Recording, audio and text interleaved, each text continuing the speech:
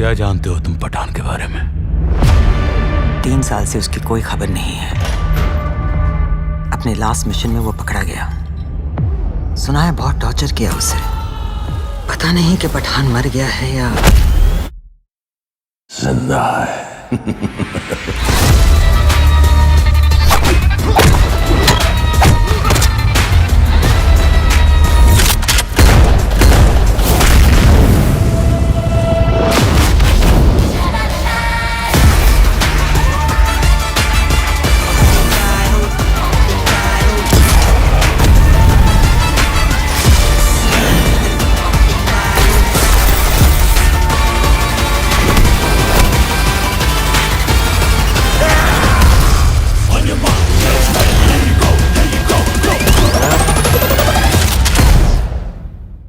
Boom.